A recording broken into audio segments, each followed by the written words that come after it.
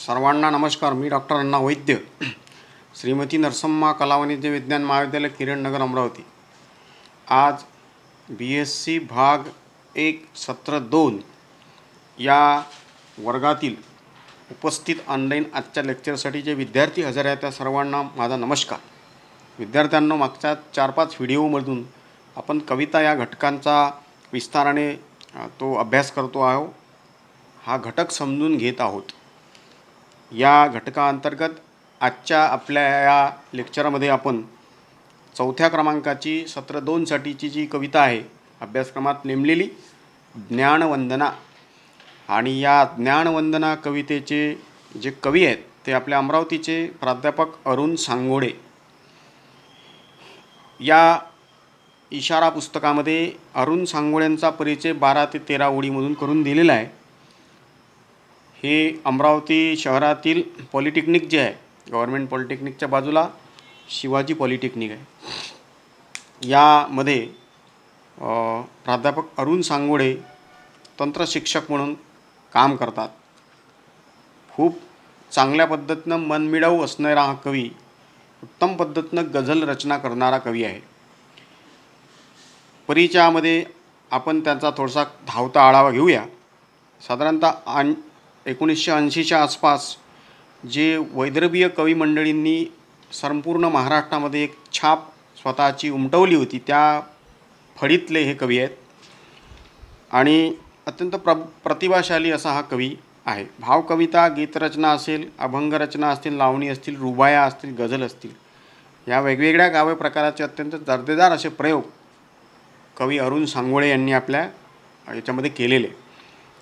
एका गोरज घडीला हा गझल संग्रह आणि इतर काही कविता संग्रह त्यांनी प्रकाशित केले. सारा दिवस फुलात किंवा उत्सव भरते जेथे फुलांचा, किंवा सुरेश भट एक झंझावात, असे काही महत्त्वाचे पुस्तकं, काही कवितेचे व काही समीक्षेचे या अरुण सांगोळे यांनी प्रकाशित केले आहे. महर्षी डॉक्टर पंजाबराव भाऊसाहेब देशमुख यांचे व्यक्तिमत्व काय आहे, त्यांचं काय योगदान विदर्भासाठी आहे, भारतासाठी आहे, महाराष्ट्रासाठी आहे, हे सर्वश्रुत आहे, सगळ्यांना ते माहीत आहे. भाऊसाहेब पंजाबराव देशमुख यांचं जे कार्यक्षेत्र आहे ते शिक्षण असेल, कृषी असेल, सहकार क्षेत्र असेल, धर्मक्षेत्र असेल, राजकारण असेल, अशा 7 ते 8 मोठ्या मोठ्या आघाड्यांवर भाऊसाहेब पंजाबराव देशमुख यांचं कार्यकर्तृत्व आहे, ते उमटलं आहे. त्याचे पुरावे आपल्यासमोर आहे. या भाऊसाहेबांच्या आयुष्याच्या एकूण धावत्या प्रवाही अशा जीवनाला शब्दाच्या चिमटीत पकडून काही एक 12-14 ओळीमध्ये एक प्रकारची वंदना, एक प्रकारचं असं म्हणूया की श्रद्धाभाव या महापुरुषांच्या कार्यकर्तृत्वाला एक प्रकारची त्याची आर्तता, त्याची आळवणी, त्याची आरती म्हणूया, वंदनेच्या माध्यमातून, ज्ञानवंदनेच्या माध्यमातून सांगोळे कवी साहेबांनी या कवितेच्या माध्यमातून आपल्यासमोर ठेवली आहे. आणि आपल्याला हे माहीत आहे की भाऊसाहेब पंजाबराव देशमुख हे विदर्भासाठी अत्यंत महत्त्वाचा हा व्यक्ती, समाजसेवक, सुधारक, नेता, शिक्षण महर्षी होऊन गेला. अत्यंत प्रगाढ बुद्धिमत्ता असलेला, अत्यंत कठोर परिश्रमातून स्वतःचं संशोधन आणि स्वतःची छाप राजकारण्यांवर पाडणारा, दीनदुबळ्यांसाठी, शिक्षणासाठी झटणारा, अतोनात कष्ट करणारा हा अवलिया, विदर्भाचा सुपुत्र, अमरावती जिल्ह्यातल्या नांदगाव खंडेश्वर तालुक्यातल्या पापडसारख्या छोट्याशा गावामध्ये जन्माला आलेला आणि भारताच्या दिल्लीपर्यंतच्या राजकारणापर्यंत झेप घेणारा आणि प्रचंड वेगवान असा कार्याची गती असलेला हा महर्षी, लोकमहर्षी, लोकनेता आपल्यासमोर कवी सांगोळे सरांनी अल्प ओळींमधून त्यांचं कार्यकर्तृत्व आपल्यासमोर ठेवलं आहे. भाऊसाहेब पंजाबराव देशमुख यांच्याबद्दल 5-10 मिनटात बोलणं होत नाही, एवढा व्यापक त्यांच्या जीवनातला पट आहे. एका बाबतीत जरी या थोर पुरुषाचा आपण उल्लेख करत गेलो तर वेळ कमी पडेल. एवढा तो अवाढव्य असा पसारा असलेला एक महर्षी म्हणून आपण भाऊसाहेबांकडे म्हणतो. आपल्या अमरावतीमध्ये पंचवटी परिसरामध्ये भाऊसाहेबांचा पुतळा आहे आणि त्या पंचवटी परिसरातल्या पुतळ्याच्या बाजूला PDMC ज्याला म्हणतो आपण, त्याला लागून स्मृती भवन भाऊसाहेबांचं उभं केलेलं आहे. भाऊसाहेबांच्या जीवनातल्या महत्त्वाच्या घटना, महत्त्वाच्या काही गोष्टी प्रदर्शनीप्रमाणे तिथं ठेवलेल्या आहे. 25, 24, 26 डिसेंबर या कालखंडामध्ये अमरावतीच्या शिवाजी शिक्षण संस्थेच्या संदर्भात मोठा उत्सव होतो आणि या उत्सवाच्या निमित्ताने BEd महाविद्यालय जे आहे तिथे भरपूर वेगवेगळ्या पद्धतीचे रंगारंगीचे असे कार्यक्रम असतात. तिथे जर आपण थोडीशी भेट दिली विद्यार्थ्यांना तर आपल्या असं लक्षात येईल की भाऊसाहेबांचा हा जो काही शिवाजी शिक्षण संस्थेचा जो मेळावा आहे, हा जो वर्ग आहे शिवाजी एज्युकेशन सोसायटीचा, हा अत्यंत तन्मयतेने एक प्रकारची आदरांजली या माध्यमातून शिव उत्सवाच्या माध्यमातून देत असतो. आपण विद्यार्थी म्हणून या उत्सवात आपण सुद्धा सहभागी झालो पाहिजे. आपण फार खोलात जाणार नाही कारण का आपला काही तो आजचा विषय नाही, पण भाऊसाहेब पंजाबराव देशमुख हे अमरावतीत जन्म घेतलेल्या कोणत्याही विद्यार्थ्याला नाव माहीत असलं पाहिजे, कार्यकर्तृत्व माहीत असलं पाहिजे. कारण का तो आपल्या भूमीतून वर आलेला आणि अत्यंत उंच अशा पर्वत शिखरावर उंचावर अत्यंत उंच अशा याच्यात पोचलेला एक महत्त्वाचा तारा आहे, ज्याच्या कार्यकर्तृत्वाचा उल्लेख या कवितेतून येतो. भाऊसाहेब पंजाबराव देशमुखाबद्दल, त्यांच्या कार्यकर्तृत्वांबद्दल ओझरता एक वंदनेच्या माध्यमातून प्राध्यापक अरुण सांगोळे यांनी प्रयत्न केलेला आहे. आपण कवितेकडे वळूया. कवितेच्या या सुरुवातीचे 4 लाईन पहा काय म्हणतात अरुण सांगोळे आपल्यासमोर. तुझ्या ज्ञानगंगेतले थेंब आम्ही. काही व्याकरणाच्या चुका त्याच्यात झालेल्या आहे, त्या दुरुस्त करून घ्या पोरांनो, विद्यार्थ्यांनो. ते जे ज्ञानगंगेत ले, हा ले तिथं पाहिजे, तिथं काहीतरी ते झालेलं आहे. तुझ्या ज्ञानगंगेतले थेंब आम्ही, तुझे तेज साऱ्या जगा दाखवू. जिथे राहिली खून साधी तमाची, तिथे सूर्य आम्ही नवा चेतू. आव्हानात्मक आहे. एक काहीतरी भाषण दिल्यासारखे एक प्रकारचं ठोस अशी, ज्याला आपण म्हणूया आश्वासन दिल्यासारख्या ह्या 4 ओळी आहे. काय म्हणतो कवी हा शिव उपासक आहे, शिवाजी शिक्षण संस्थेचा एक सदस्य आहे, शिवाजी शिक्षण संस्थेची नोकरी करणारा आहे, शिवाजी शिक्षण संस्थेच्या उभारणीत आणि विस्तारामध्ये ज्या भाऊसाहेबांचं प्रचंड योगदान आहे त्याच्याबद्दलची कृतज्ञता, उपकाराची जाणीव असलेला विचार आणि एक हमी भाऊसाहेबांबद्दलची या 4 लाईनमधून दिसते. पहिली ओळ की तुझ्या ज्ञानगंगेतले थेंब आम्ही. सोपं आहे. ज्ञानगंगा म्हणजे अर्थात शिवाजी शिक्षण संस्थेनं उभं केलेले महाविद्यालय, हायस्कूल, आणि या हायस्कूल आणि या महाविद्यालयातून शिक्षण घेऊन पुढे वेगवेगळ्या वाटेनं निघालेले आणि एका योग्य ठिकाणी पोचलेले हे जे काही मंडळी आहे, हे जे काही विद्यार्थी आहे, हे जे संशोधक आहे, प्राध्यापक आहे, डॉक्टर्स आहे, इंजिनियर्स आहे, वकील आहे, या सगळ्यांना कवी असं म्हणतो की आम्ही सगळेच, तू जर हे उभं केलं नसतं, म्हणते भाऊसाहेब पंजाबराव देशमुख साहेब, तुम्ही जर हे उभं केलं नसतं, हे महाविद्यालय उभं केलं नसतं, ही सोसायटी उभी केली नसती, तर आम्ही वंचित राहिलो असतो. आणि म्हणून मग तुम्ही शिवाजी शिक्षण संस्थेच्या माध्यमातून ही सगळी गंगा, ज्ञानगंगा हे प्रतीक समांतर रूपक कवी वापरतो. जशी हिमालयातून गंगा निघते आणि सर्व उत्तर प्रदेश, बिहार आणि पश्चिम बंगालांना, या 3ही राज्याला भरपूर असं पाणी पुरवते, तृप्त करते, तशाच पद्धतीने भाऊसाहेब पंजाबराव देशमुख यांची शिवाजी शिक्षण संस्था ही एक प्रकारची ज्ञानारूपी गंगा आहे आणि त्यातला थेंब म्हणते आम्ही एक अल्प असा आमचा रोल आहे, आमची एक भूमिका आहे. तुम्ही निर्माण केलेल्या शिवाजी शिक्षण संस्थेतून शिक्षण घेऊन एका विशिष्ट ठिकाणी एका स्थावर पद्धतीनं आम्ही उभे आहोत. आम्ही त्या थेंबाप्रमाणे आहोत. तुझे तेज साऱ्या जगा दाखवू. आणि मग भाऊसाहेब पंजाबराव देशमुखांच्या कृतज्ञता या प्रकरणात म्हणजे त्यांच्या उपकाराची जाणीव म्हणून आम्ही भाऊसाहेबांच्या सगळ्या कार्यकर्तृत्वाला पुढे आणू, ते स्वच्छ रूपात समाजासमोर, नव्या पिढीसमोर ती ठेवू. हे आमचं काम आहे, हे आमचं आद्य कर्तव्य आहे. काय म्हणतो कवी पहिल्या याच्यात की शिवाजी शिक्षण संस्थेतून शिक्षण घेणारे आम्ही सर्व या गंगेतले एक एक थेंब आहो आणि भाऊसाहेबांचं कार्य आणि कर्तृत्व आमच्या माध्यमातून आम्ही पुढे आणण्यासाठी सर्वांपर्यंत ते पोचवण्यासाठी प्रयत्न करणार आहोत. आम्ही आहे पुढे. जिथे राहिले खून साधी तमाची. थोडासा जरी कुठे आम्हाला वाटला की इथे अडचण आहे, अंधार, तम म्हणजे काय, इथं अंधार, इथं कसला अंधार, लाईन गेली आहे असा अंधार नाही, रात्रीचा अंधार नाही, इथं अंधार ही प्रतिमा आहे. म्हणजे जिथे कुठे एखाद्या गावात, खेड्यात, आदिवासी एरियात शिक्षणासंदर्भात काही अडीअडचणी आहेत, अशा अडीअडचणीच्या ठिकाणी म्हणते आम्ही सगळे शिवाजी शिक्षण संस्थेचे उपासक काय करू, तिथे त्या शिक्षणाची सुरुवात करू. आणि म्हणून जिथे राहिली खून साधी तमाची. छोटंसं एखादं गाव असेल, एखादा एरिया असेल, तिथं जर शिक्षणासंदर्भात अडीअडचणी असतील तर तिथे आम्ही जाऊ, आम्ही सगळे शिव उपासक, आणि तिथे आम्ही शिक्षणाला सुरुवात करू. तिथे सूर्य आम्ही नवा चेतू. अंधार म्हणजे अज्ञान आणि इथं सूर्य म्हणजे काय, ज्ञान म्हणजे शाळा. जिथं शिक्षण हे बघा, ह्या ज्या प्रतिमा आहे अंधाराची आणि सूर्याची, ह्या मुख्यत्वे करून ह्या प्रतिमा ज्ञान आणि अज्ञान या संदर्भात वापरल्या जातात. जिथे अज्ञानी लोक आहेत तिथं अंधार आहे असं आपण म्हणूया, आणि इथे खूप सुजलाम असे लोक आहेत, तज्ज्ञ लोक आहे, हुशार लोक आहे, बुद्धिजीवी लोक आहेत, तिथं आपण सूर्योदय झाला असं म्हणतो.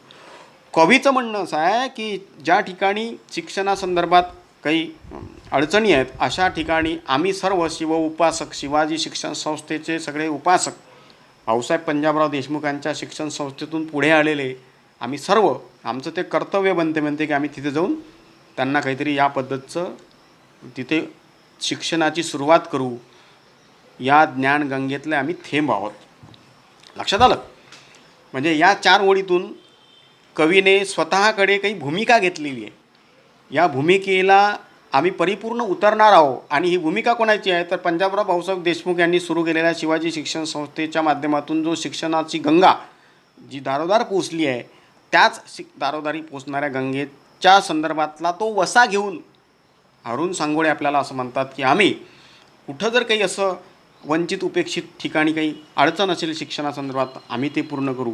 पुढे कवी असं म्हणतो, सह्याद्री परी उंच ज्याचे इरादे, अशा माऊलीची आम्ही लेकरे. आता परत रूपकाच्या माध्यमातून भाऊसाहेब पंजाबराव देशमुख यांच्या कार्यकर्तृत्वाला सलाम करताना अरुण सांगोळ्यांनी रूपक वापरलं आहे. कोणतं? सह्याद्री नावाचा जो डोंगर पश्चिमेचा आहे, त्याची जी उंच शिखर आहे कळसूबाई नावाचं, जे अहमदनगर जिल्ह्यात सर्वात उंच टॉप मोस्ट हिमालयाप्रमाणे पर्वताचं जे शिखर आपल्या महाराष्ट्रात आहे, ते कळसूबाई शिखराचा हा जो डोंगर आहे सह्याद्री परी उंच ज्याचे इरादे. म्हणजे भाऊसाहेब पंजाबराव देशमुखांचे जे इरादे होते ते कसे होते, टॉप मोस्ट होते. त्यांना सगळा विदर्भ, सगळा महाराष्ट्र, सगळा भारत असा ज्ञानमय करायचा होता. सगळी विवंचना, जातीभेद तिलांजली देऊन मोकळं करायचं होतं. भेदाभेद नष्ट करायचा होता. सगळ्यांना सारख्या पद्धतीनं त्यांनी आपल्या चष्म्यातून बघितलं आणि इक्वॅलिटीच्या माध्यमातून, समतेच्या माध्यमातून ह्या समाजाचं कसं चांगलं होईल, सगळे कसे सारखे आहे या पद्धतीनं त्यांचा सारखा तो व्ह्यू असायचा, ती दृष्टी असायची भाऊसाहेबांना की सगळ्यांना आपण सारख्या तराजूनं तोललं पाहिजे. आणि म्हणून सह्याद्री परी उंच ज्याचे इरादे, अशा माऊलीची आम्ही लेकरे. शिवाजी शिक्षण संस्थेची आम्ही लेकरे आहोत. ज्या शिवाजी शिक्षण संस्थेनं सगळ्या क्षेत्रात, वेगवेगळ्या क्षेत्रात आपलं पाऊल उमटवलं आहे, अशा शिवाजी शिक्षण संस्थेच्या या ज्ञानप्रवाहातले आम्ही लेकरे आहोत. आधीच्या कडव्यात त्यांनी ज्ञानगंगेतले थेंब स्वतःला म्हटलं होतं, आता तो लेकरं म्हणतो आहे. आणि मग आम्ही याच मातीतुनी गोंदली ही नभाच्या ललाटी निळी अक्षरे. सुंदर कल्पना आहे पहा, की आम्ही याच मातीतुनी म्हणजे शिवाजी शिक्षण संस्थेच्या या आवारातून, या कॅम्पसमधून आम्ही काय केली आहे, आम्ही आमची अक्षरे गोंदवली आहे. जसं एखादं गोंदन आपण आपल्या शरीरावर करतो आणि ते लॉंग लाईफ आपल्या बॉडीमध्ये, आपल्या त्या ठिकाणी तसंच राहतं, ते मोडू शकत नाहीत. कितीही आपण त्याला कलर मारण्याचे प्रयत्न केले तरी ते मिटत नाही. अशाच प्रकारे गोंदन ही जी संकल्पना, हे जो रूपक कवी वापरतो की आम्ही कोण आहे, आम्ही याच मातीतुनी गोंदली ही नभाच्या ललाटी निरी अक्षरे. सुंदर. हे जे नभ आहे दूरच दूर पसरलेलं, या नभाच्या ललाटी म्हणजे या नभाच्या मस्तकावर आम्ही काय केलं आहे म्हणते, काही निळी अक्षरे कोरलेली आहे. आणि मग अर्थातच सह्याद्री परी उंच ज्याचे इरादे अशा माऊलीची आम्ही लेकरे. शिवाजी शिक्षण संस्थेची ही आम्ही लेकरे आहो आणि याचं सर्व श्रेय भाऊसाहेब पंजाबरावच्या कार्यकर्तृत्वाला जाते. आम्ही सर्व वेगवेगळ्या क्षेत्रात टॉपमोस्ट पद्धतीनं पोचलो आहो. सगळ्या क्षेत्रात आमची काय म्हणूया आपण अधिकार आहे. सर्वत्र शिवाजी शिक्षण संस्थेतून पुढे आलेली मंडळी आपापल्या क्षेत्रात वेगवेगळ्या ठिकाणी अत्यंत चांगल्या पदावर आहे. आणि मग तुझ्या कर्तृत्वाने हे सगळं झालेलं आहे. ते जर नसतं तर म्हणते आम्ही त्या नभाच्या ललाटी निळी अक्षरे कोरू शकलो नसतो. म्हणजेच काय, प्रगत शैक्षणिक जो वारसा या शिवाजी शिक्षण संस्थेनं भाऊसाहेबांच्या माध्यमातून दिला समाजाला, त्याच्याबद्दलची एक प्रकारची कृतज्ञता या 4 ओळीतून अरुण सांगोळे यांनी आपल्यासमोर ठेवली आहे. पुढे 3ऱ्या कडव्यामध्ये अरुण सांगोळे काय म्हणतात पहा, की तुझी सर्व धर्मावरी दिव्य दृष्टी. भाऊसाहेब पंजाबराव देशमुख यांनी शिवाजी शिक्षण संस्था स्थापन केली. हे त्यांचं 10% काम आहे. त्यांचं काम राजकारणात 40% आहे. त्यांचं काम धर्मकारणामध्ये 20% आहे. सहकार क्षेत्रात, कृषी क्षेत्रात अत्यंत वेगवेगळ्या क्षेत्रात खूप तन्मयतेनं काम करणारा हा लोकनेता होता, महर्षी होता. आणि म्हणून तुझी सर्व धर्मावरी दिव्यदृष्टी. भाऊसाहेबांनी जी PhD केली, ज्या वेद वाङ्मयावर त्यांचं संशोधन आहे, हे वेद वाङ्मयावरचं संशोधन अत्यंत ददीप्यमान आणि संशोधन क्षेत्रातले अत्यंत म्हणूया आपण की ज्याला तिकडे इंग्रजीमधून ते साहेबांनी सादर केलं भाऊसाहेबांनी आणि त्याची खूप स्तुती झाली. आज तो प्रबंध आपल्याला वेद संदर्भातला तो त्यांचा संशोधनाचा प्रबंध आपल्याला मिळू शकतो. शिवाजी शिक्षण संस्था असेल, शिवाजी कला वाणिज्य महाविद्यालयाच्या ग्रंथालयामध्ये आदरणीय आमचे मेटे सर ते तुम्हाला तिथं मदतसुद्धा करतील. काय म्हणतात की तुझी सर्व धर्मावरी दिव्यदृष्टी. भाऊसाहेब पंजाबराव देशमुख यांनी हिंदू धर्माच्या अनुषंगाने धर्माच्या संदर्भात खूप सखोल चिंतन केलेलं आहे. खूप चांगल्या पद्धतीची मांडणी भाऊसाहेबांनी आपल्या संशोधनातून केली आहे. आणि मग कृपासारखी सर्व पंथावरी. सगळ्या धर्माचा पंथाचा अभ्यास करणारा हा महर्षी होता. धर्म उपासक होता, धर्माची चिकित्सा करणारा संशोधक होता, धर्मोपदेशक होता. आणि संशोधनातून खरं मर्म धर्माबद्दलचं अत्यंत सखोल पद्धतीनं, अत्यंत म्हणूया आपण की कुठल्याही अटीतटीचा विचार न करता, कुठल्याही पद्धतचा भेदभाव न करता त्यांनी मांडलं. तुझ्या विन वसली ना असती इथेही सुखी नांदणारी कृषी पंढरी. पहिल्या 2 ओळीत धर्माबद्दलचं भाऊसाहेबांच्या कार्याची महती वर्णन करून त्यांची कृतज्ञता अरुण सांगोळे आपल्यासमोर ठेवतात. आणि दुसऱ्या 2 ओळीमध्ये तुझ्या विना वसली ना असती इथेही, म्हणजे भाऊसाहेब पंजाबरावांना ते म्हणतात की तू जर नसता म्हणते भाऊसाहेब दादा तर इथे ही पंढरी वसली नसते. पंढरी म्हणजे काय, पांडुरंग. पांडुरंग काय म्हणजेच विठ्ठल, म्हणजेच काय संपूर्ण महाराष्ट्राचं साध्या भोळ्या माणसाचं दैवत. तशाच पद्धतीनं इथे विदर्भात अकोला या गावी आज आपण पाहतो की कृषी विद्यापीठ आहे. आणि त्या विद्यापीठाला नाव आहे डॉक्टर भाऊसाहेब पंजाबराव देशमुख कृषी विद्यापीठ, ज्यांच्या नावानं कृषी विद्यापीठ आहे. अर्थातच भाऊसाहेबांच्या कृषी संदर्भातल्या योगदानावर सखोलपणे बोलता येते. BA भाग 3ला भाऊसाहेबांच्या कार्यकर्तृत्वाचा एक सुंदर पाठ अभ्यासक्रमात आहे. तो जर तुम्ही वाचला तर आपल्याला सगळं ते लक्षात येईल की त्यांचं काय योगदान आहे कृषीसाठी. म्हणजे ॲग्रिकल्चर या डिपार्टमेंटमध्ये आज जे काही वेगवेगळ्या योजना असतील त्याचं पाळेमुळे आपल्याला भाऊसाहेबांच्या विचारातून दिसतात.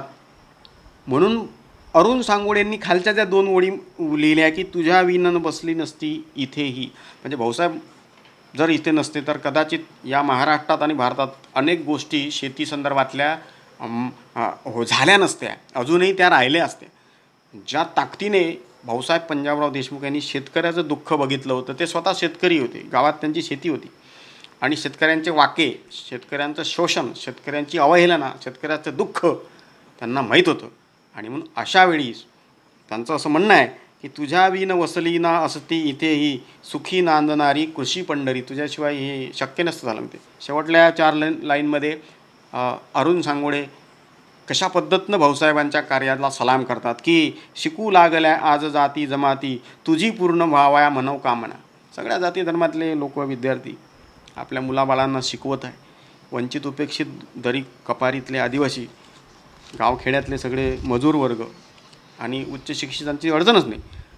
अत्यंत गलित गात्र अशा समाजातला सगळा वर्ग शिक्षण घेतो आहे, पुढाकाराने पुढे येतो आहे. तुझी मनोकामना होती म्हणते की सगळ्यांना शिक्षण पोचलं पाहिजे, आहेच ती.